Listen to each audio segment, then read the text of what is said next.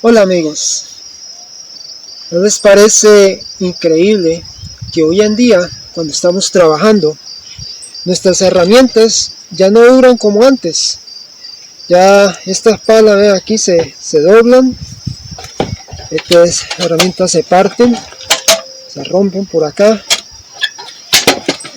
y así nos pasa con las diferentes herramientas, se nos parten. Y esto sucede porque muchas de estas herramientas no son metales buenos. Las aleaciones que les hacen son metales que los hacen para no durar mucho, y entonces tenemos todas estas herramientas dañadas. En este momento vamos a estudiar un poco acerca de lo que es la herrería, porque sería bueno que pudiéramos hacer nuestras propias herramientas de una manera que perduren como lo hacían nuestros ancestros. Pues vamos a echarle un vistazo a lo que es la herrería y cómo podemos nosotros formar parte de eso. ¿Qué les parece? Acompáñenme. Herrería. ¿Qué es un herrero?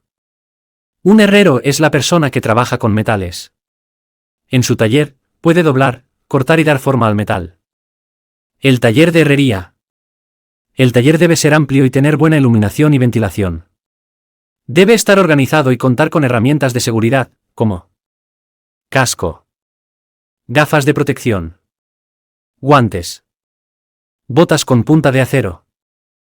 Herramientas principales de una herrería profesional: máquina para soldar, esmeriladora, alicate, sierra, tronzadora o cortadora de metales, cepillo de alambre, prensas o sargentos, prensa de banco, prensa doble o de ángulo, escuadra magnética, escuadra rígida, metro, cinta métrica, punza, trazadora, amoladora, taladro, granete, entre otros. Clasificación de metales. Los metales se dividen en dos grupos. 1. Metales férricos, contienen hierro como el acero. 2. Metales no férricos, no contienen hierro como el cobre y el aluminio. Propiedades de los metales.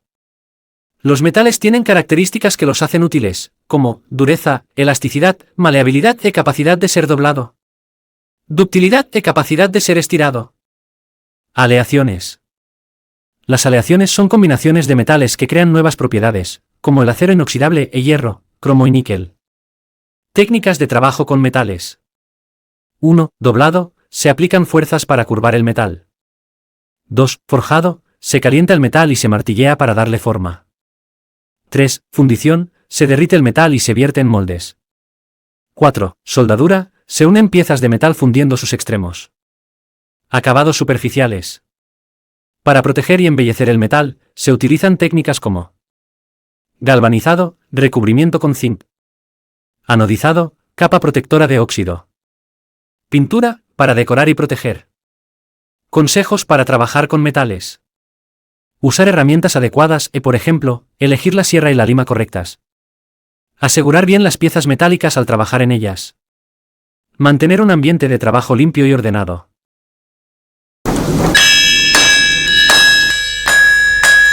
Hoy, a sus 52 años, conoce numerosas técnicas de forja y nos va a mostrar algunas de ellas con sus propias dificultades. Entre los trabajos de forja que realiza nuestro amigo el herrero, se encuentran diferentes dibujos para las balconadas de la localidad, siguiendo las líneas tradicionales. En este caso está dando la forma de punta de lanza a una barra de cuadradillo.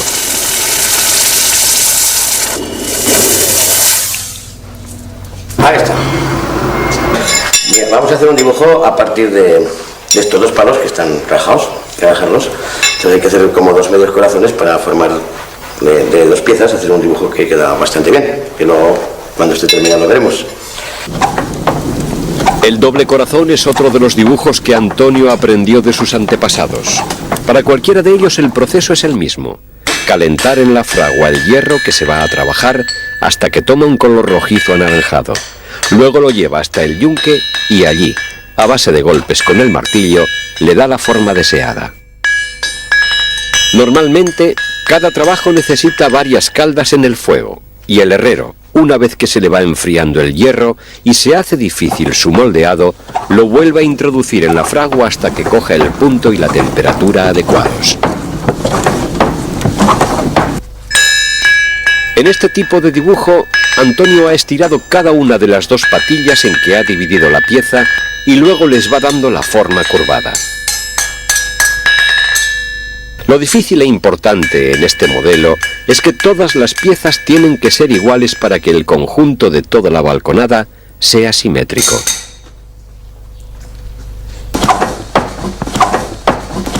Uno de los trabajos decorativos tradicionales más usados para los balcones es el salomónico. Cuando el hierro se torna al color naranja, tirando a blanco, ya se puede trabajar, pues indica el punto ideal. A partir de ese momento el material se podría quemar en la fragua, perdiendo su resistencia. Antonio comienza este trabajo curvando una voluta en un extremo de la barra de cuadradillo. Normalmente, el herrero conoce bien el grado de dureza del metal mientras lo está trabajando en el yunque. Al final del proceso, con agua fría le da el temple en su punto justo, pues si lo moja demasiado se puede partir el hierro y si tiene un baño escaso, la pieza se gastará con el uso.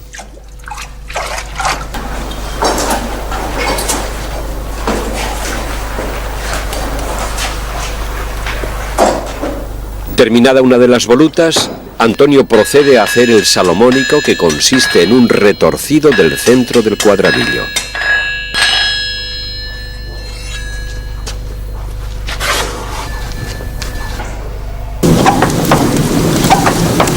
En el otro extremo de la pieza va a formar otra voluta de menor tamaño. Cuanto más pequeña es la voluta, más difícil se hace el trabajo de curvarla en el asta del yunque, pues el herrero no tiene espacio para golpear con el martillo. Cuando ya tiene la forma deseada, Antonio introduce el hierro caliente en el agua para darle el temple, es decir, para endurecer el material. Pues el temple es todo lo que se le da al material cuando se calienta y se moja.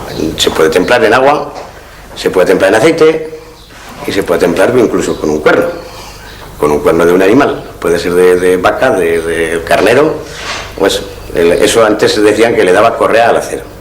Eso se emplea mucho para las hachas en invierno, por ejemplo, porque en invierno cuando se arreglaba una hacha y dejabas muy delgada, muy bien terminada, pues con los hielos por la mañana madrugaba la gente, iba muy temprano al monte y con el hielo, estaba hielo en la encina o en el toda leña que hacían, estaba hielo y saltaba el hacha. Entonces se inventaron aquellos hombres de hace muchísimos años lo del cuerno, y el cuerno le da una correa que le da más elasticidad al acero y entonces no se rompe, que eso es una historia muy vieja que no la conocen muchos.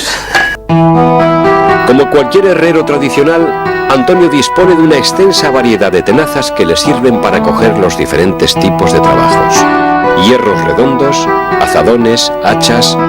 Todas estas herramientas también eran fabricadas por el propio herrero.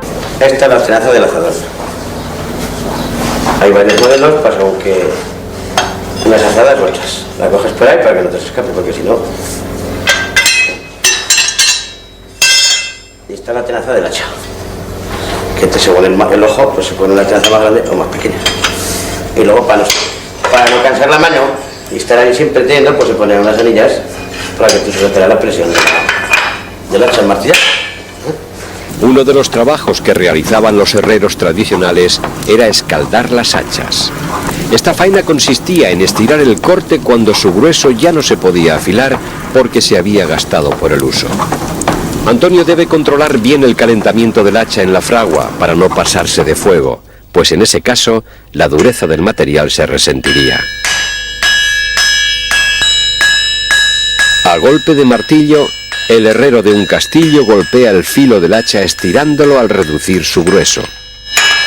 Bueno, ya la tenemos estirada. Ahora hay que mirar dejar el corte recto porque si no... Ahora la tenemos estirada. Ahora hay que templarla. Para templar el hacha, Antonio procede del mismo modo que ha hecho con todas las piezas. Es decir, calentarla hasta que el metal coge la temperatura deseada y luego introduce poco a poco el corte en el agua. Con el hacha todavía caliente, frota un cuerno de carnero sobre el filo. Para darle más flexibilidad al corte, al acero. Parece ser que la grasa esta del cuerno, pues le da, antes se decía correa, para que no se parta. Ahora tenemos que dejarla que se seque esto, se coma la grasa, y luego procedemos otra vez a mojarla en el agua. Entonces cuando coge el temple.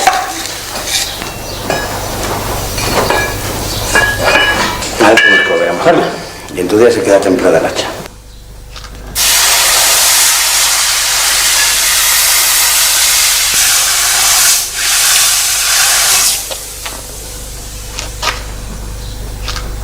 Pues vamos a apuntar un barrón de vertedera, que es un apero muy antiguo, que se usaba pues desde hace 100 años.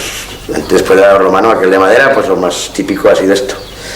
Y vamos a proceder a usarlo, a apuntarlo pues, cuando se desgasta la tierra, para que cuando el tempero se pone duro, la tierra se pone dura, para que entre mejor para labrar. O sea, vamos a proceder a calentarlo y lo vamos a estirar con mi ayudante, con el martillo, con el mallo y el martillo en el yunque.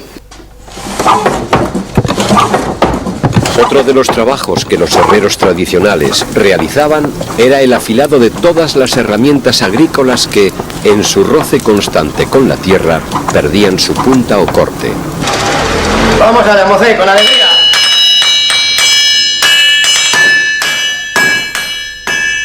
Al igual que con el hacha, Antonio calienta el barrón en el fuego y con la ayuda de otro operario estira el hierro manteniendo su forma puntiaguda. Golpeando uno con el martillo pequeño y otro con el mallo, el hierro del barrón se va estirando. En este trabajo los dos operarios deben estar bien sincronizados para que no choquen las herramientas entre sí. Para dar la entrada al martillo grande, pues se le da primero la entrada al pequeño, al que hace el yunque, y luego al hierro. Luego cuando se vuelve el hierro, pues hay que pegar un golpe en el yunque para dar tiempo, para no pegarte los dos martillos, para dar vuelta a la pieza. Entonces se da un golpe en el yunque y entonces entra el martillo pequeño y detrás el gordo. Y después para parar, cuando ya se termina de martillar, que no te interesa el martillo gordo, pues se le manda a parar con 3 golpes. Esa es la forma de parar al martillo. Y entonces ya termina el martillo pequeño, el que es el forjador, dijéramos. Bueno, los dos, en realidad los dos forjan, pero el que termina es el martillo pequeño. Cuando la herramienta ya tiene la punta apropiada, Antonio procede a darle el temple en el agua para que el material sea más resistente. Pues mira, vamos a hacer una bisagra, o godes también se llaman, que es lo que sujeta las puertas de madera, que también era un trabajo de los herreros, que también se hace forjada a partir de una pletina o de una chapa o algo, se hace forjada. Entonces se le puede dar formas como por ejemplo este trozo que hay aquí, una bisagra muy antigua. Entonces se puede dar esta forma de corazón o en redondo, pero en fin, bueno, vamos a optar por hacer este modelo más o menos. Vamos a hacer una bisagra terminada,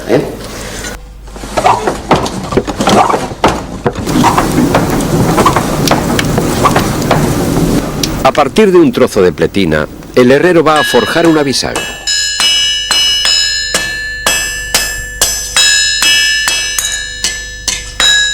Una vez que ha tomado la forma, para separarla del resto de la pieza utiliza la tajadera.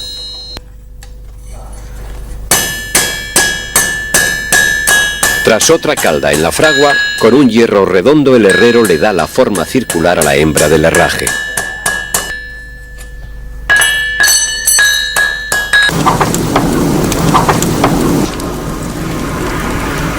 Antes de existir los taladros, los agujeros se hacían a golpe de puntero sobre el hierro en caliente.